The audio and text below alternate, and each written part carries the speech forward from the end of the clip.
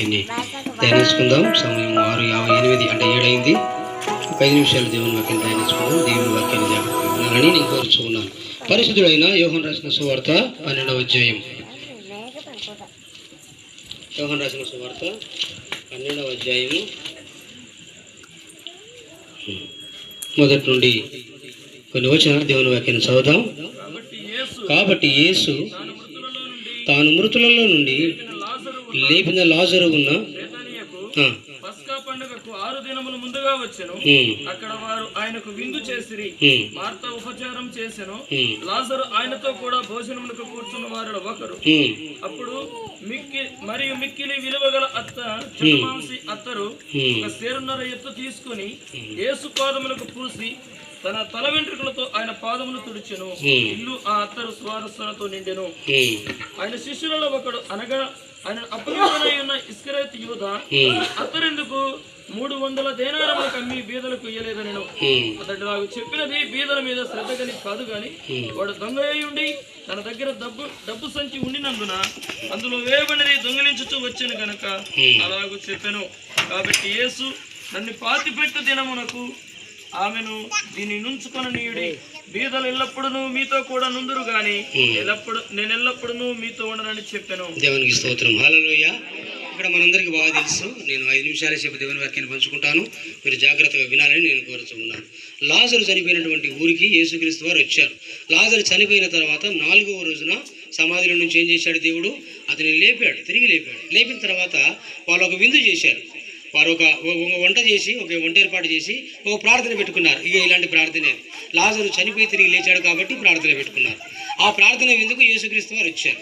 మీరు గమనించారా లేదా? అక్కడ యేసుక్రీస్తు వారు వచ్చిన తర్వాత ఆ ఇంటిలో ఏమొచ్చిందంటే మొదటిగా ఆశీర్వాదం వచ్చింది. హల్లెలూయా. ఆశీర్వాదం వచ్చింది. చనిపోయినప్పటికీ కూడా ఏం చేయమన్నాడు? లాజరు మళ్ళా తిరిగి లేపమన్నాడు. అందుకనే చూడండి, యేసుక్రీస్తు నందు విశ్వాసం ఉంచి ఆయన నమ్ముకొని బాప్తిజం తీసుకొని చనిపోయినా కూడా దేవుని రాజ్యంలో మళ్ళీ తిరిగి లేపబడతాం. అలాంటి ధన్యత ఎవరికి వచ్చింది? పెద్ద ఆయనకు వచ్చింది ఇప్పుడు కదా. అలాంటి ధన్యత ఎవరికి వచ్చింది? పెద్ద ఆయనకు వచ్చింది. లాజరు ఎలాగైతే లేపబడినాడో అలాగే పెద్ద ఆయన ఏం చేస్తాడు?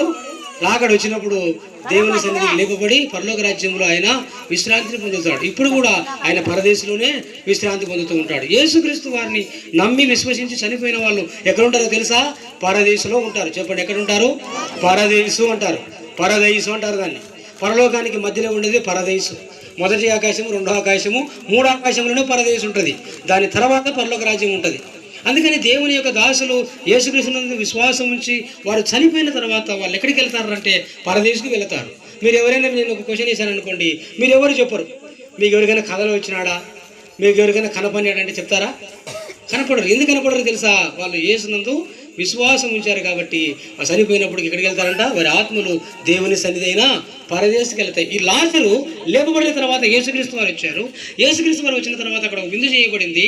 వాళ్ళ అక్క ఒక మంచి అత్తరు సువాసన బాటిల్ ఇచ్చి తన పాదాలకు వస్తుంది. యేసుక్రీస్తు యొక్క పాదాలు. ఎందుకో తెలుసా? నా తమ్ముని నీవు తిరిగి లేపావు కాబట్టి నీకు స్తోత్రం. హల్లెలూయా. పాపంలో ఉన్నవాడు, బంధకాల్లో ఉన్నవాడు, సమస్యల్లో ఉన్నవాడు, అప్పుల్లో ఉన్నవాడు, రకరకాల విధాలైన శోధనలో ఉన్నవాడిని దేవుడు ఏం చేస్తాడంట? తిరిగి లేపుతాడంట. దేవునికి స్తోత్రం. దేవుడు తిరిగి లేపుతాడు. మరలా నీకు మంచి జీవితాన్ని ఇస్తాడు. ఎప్పుడో తెలుసా? ఆయన యందు విశ్వాసం ఉంచినప్పుడు. నువ్వు దేవుని నమ్మినట్లయితే నువ్వు దేవుని మహిమను చూస్తావని చెప్పి లాజరును బయటికి రామని చెప్పాడు ఆ రోజు, చనిపోయిన రోజు. అందుకని చనిపోయిన తర్వాత మనకంటే ఒక జీవితం ఉంది, మనకంటే ఒక సామ్రాజ్యం ఉంది, మనకంటే ఒక రాజ్యం ఉంది. దాన్నే పరలోక రాజ్యము అని అంటారు. కాబట్టి మొదటి మాట ఏంటంటే యేసుక్రీస్తు వారు రావడం ద్వారా ఆ కుటుంబానికి ఏమొచ్చింది? ఆశీర్వాదం వచ్చింది. రెండవది, మీరు అక్కడ చదివారు, ఆ అత్తరు సువాసనతో ఆ ఇల్లంతా నిండిపోయింది. దేనితో? అత్తరు సువాసన. అత్తరు సువాసన పరిశుద్ధతకు సాదృశ్యము, సాక్ష్యానికి సాదృశ్యం. అది స్ప్రెడ్ అవుతుంది, పరిమళిస్తుంది. ఇక్కడ ఒకరు పూసుకుంటే ఇదంతా స్ప్రెడ్ అవుతుంది. సాక్ష్యం అంటే అలాగనే ఉంటుంది. ఒక వ్యక్తి చనిపోయి తిరిగి లేచిన తర్వాత స్ప్రెడ్ అయ్యాడు. లాజరు లేకపోయినాడంట, లాజరు లేకపోయినాడంట, మొత్తం ప్రపంచం అంతా స్ప్రెడ్ అయిపోయింది. చూడండి, దేవుడు చేసిన కార్యాలు అలా ఉంటాయి. కాబట్టి దేవుడు లాజరు లేపడం ద్వారా ఏమైపోయిందంట? ఆ అత్తరు సువాసన ఎలాగైతే విస్తరించిందో, పరిమళించిందో, లాజరు జీవితం కూడా విస్తరించింది. కాబట్టి మన జీవితాల్లో మనం దేవుని ఎందుకు మహిమపరచాలి అంటే, యేసుక్రీస్తు నందు విశ్వాసం నుంచి చనిపోయిన వారు ఏం చేయబడినారంట? దేవుని రాజ్యానికి వాళ్ళు వెళ్ళిపోయారు కాబట్టి మనం దేవుని స్తుతిస్తూ ఉండాలి. ఒకవేళ దేవుని నమ్ముకోకుండా పాపంలోనే చనిపోయారు అనుకోండి, మనకు ఆ నిరీక్షణ, ఆ విశ్వాసం మనకు లేదు. కాబట్టి మనం బాధపడుతూ ఉంటాం, మనం వేదన చెందుతూ ఉంటాం. కానీ యేసుక్రీస్తు నందు విశ్వాసం ఉంచి చనిపోయిన వారి విషయంలో మనం బాధపడాల్సిన పని లేదు. మూడవది మీరు చూస్తే కానీ అక్కడ యేసుక్రీస్తును చూడడానికి వచ్చారు, అదే సమయంలో లాజరును కూడా చూడడానికి వచ్చారంట. హల్లెలూయా. 10-11 వచ్చాల కిందకి మనం వెళితే గాన యేసుక్రీస్తు కోసమే కాదు కానీ లాజరును కూడా చూడడానికి వచ్చారంట. అంటే చనిపోయిన వాడు లేపబడితే ఎలా ఉంటాడో చూద్దాం. 3 రోజులు సమాధిలో కూడా లేపబడిన వాడు. అందుకని అద్భుతములు చేయి దేవుని నువ్వు విశ్వసించగలిగితే నీకు దేవుడు ఏమి ఇస్తాడో తెలుసా? నీకు జీవాన్ని ఇస్తాడు. హల్లెలూయా. నీ మరణమును తప్పిస్తాడు, నీ బలహీనతలు తప్పిస్తాడు, నీకు నూతన జీవాన్ని నీకు ఇస్తాడు. యెహోవా కొరకు ఎదురు చూసేవారు నూతన బలమును పొందుతారు. ఎందుకని? దేవుని కొరకు ఎదురు చూస్తావు కాబట్టి, దేవుని కొరకు ఆశ కలిగి ఉంటావు కాబట్టి, దేవుని మీద ఆధారపడతావు కాబట్టి నీకేమొస్తుంది? నూతన జీవము, నూతన బలము, నూతన శక్తి వస్తుంది. ఇప్పుడు అంటాడు దేవుడు, లాజరును, చచ్చిపోయినటువంటి లాజరును లేపిన తర్వాత అంట యూదులు వచ్చి ఆయనను చూచి విశ్వసించి యూదులలో ఉన్నటువంటి లాజరును లేపాడు కాబట్టి ఈయన గొప్ప దేవుడని అనేక మంది యేసునందు విశ్వాసం ఉంచినట్టు రాయబడింది. చూసారా?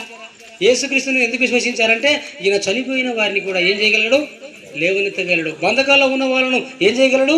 పైకి లేవనెత్తగలడు. సమస్యల్లో ఉన్న వాళ్ళను ఏం చేయగలడు? బలపరచగలడు. ఇబ్బందుల్లో ఉన్న వాళ్ళని ఏం చేయగలడు? ఆదరించగలడు అనే విశ్వాసము వీరికి వచ్చింది కాబట్టి వీరు ఏం చేశారంట? యేసునందు విశ్వాసం ఉంది. అందుకని ప్రతి విషయంలో దేవుని మీద విశ్వాసం కలిగి మనం ముందుకు వెళ్ళాలి. ప్రతి విషయంలో దేవుని మీద ఆధారపడము మనం నేర్చుకోవాలి. తర్వాత దేవుని దాసుడు దేవుని సన్నిధానికి వెళ్ళాడు. అయితే ఎవరు విడువబడినారు? దాసురాలు, అంటే తన భార్య పెద్దమ్మ ఈ లోకంలో సజీవంగా ఉంది. దేవుడు ఆమెకు తోడుగా ఉంటాడు. ఇంకొక మాట చెప్తాడు, విధవరాలి పక్షాన్ని నేనేం చేస్తానంటాడు దేవుడు? నేను వ్యాజ్యం ఆడతానంటాడు. విధవరాలి పక్షాన నేను వ్యాజ్యం ఆడతాను. తల్లిదండ్రులని పిల్లల పట్ల, విధవరాల పట్ల నేనేం చేస్తాను? నా కనుదృష్టిని నేను ఉంచుతాను. నేను వాళ్ళను ప్రేమిస్తాను, వాళ్ళని ఆదరిస్తాను. ఎందుకు దేవునికి అది ఇష్టం అంటే వాళ్ళకు నేనే దేవుడుగా, నేనే తండ్రిగా, నేను వారికి తోడుగా ఉంటాను అంటాడు. నిజమైన భక్తి యాకోబు 1:10 నుంచి కానీ మీరు చూసుకుంటూ వస్తే, నేను నిజమైన భక్తి ఏంటంటే దిక్కులేని పిల్లలను, అంటే తల్లిదండ్రి లేని పిల్లలను, విధవరాలను, అంటే భర్తలు చనిపోయి విధవరాలుగా ఉన్న వారిని ఆదరించటము, వారి బాధల్లో పరామర్శించడమే నిజమైన భక్తి అని చెప్పాడు. కాబట్టి నిన్ను ప్రేమించు వర్ధిల్లెదము, నీ క్షేమం కొరకు మేము ప్రార్థించదమని ఇశ్రాయేలీయులతో దేవుడు ఎలాగైతే వాగ్దానం చేశాడో మనం కూడా వారి కొరకు ఏం చేయాలా? ప్రార్థన చేయాలి. దేవా, వారిని మీరు ఆదరించండి, వారికి ఆరోగ్యాన్ని ఇవ్వండి, వారికి బలం ఇవ్వండి, తన భర్త లేనటువంటి ఆ యొక్క తోడును, అలాంటి ధైర్యాన్ని, అలాంటి విశ్వాసాన్ని మీరు ఇవ్వండి అని మనం ప్రార్థించే వాళ్ళము.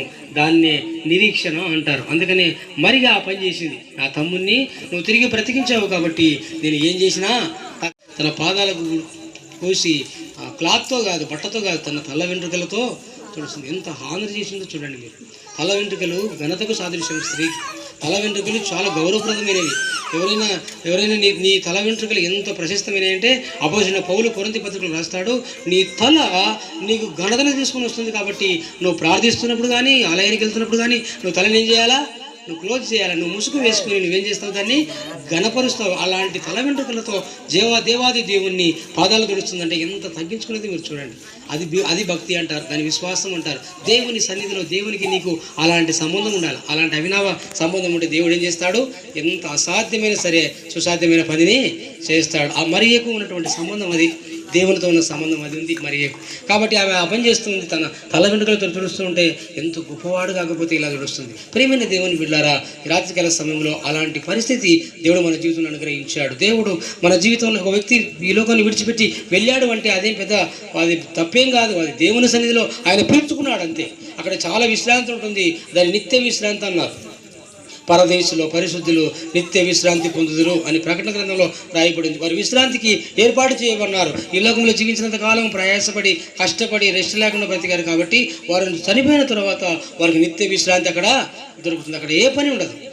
దేవుని ఆరాధించుకుంటూ సుఖంగా నెమ్మదిగా బ్రతకడమే తప్ప ఏ పని వారికి ఉండదు, ఏ కష్టం ఉండదు, ఏ సుఖదుఖాలు ఏ ఉండవు. ఈ లోకానుసారమైనటువంటివి ఏవి కూడా ఉండవు. చివరి చెప్పి నేను ముగిస్తాను.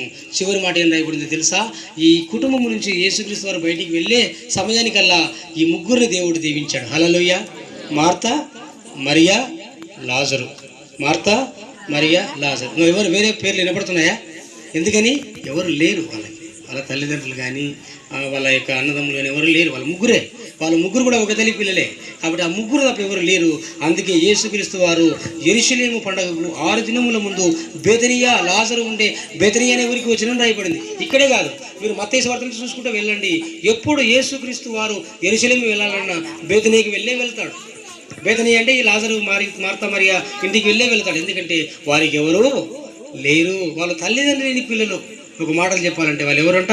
తల్లిదండ్రులు లేని పిల్లలు. కాబట్టి దేవుడు వారి దగ్గరికి వచ్చి అక్కడ బస చేసి అక్కడే పడుకొని వారిని దీవించి అప్పుడు కానీ యెరూషలేము వెళ్ళాడు. కాబట్టి దేవుడు నిన్ను విడిచిపెట్టి ఎక్కడికి వెళ్ళాడు. నువ్వు అనుకోవచ్చు నాకు ఎవరు లేరని నువ్వు అనుకోవచ్చు.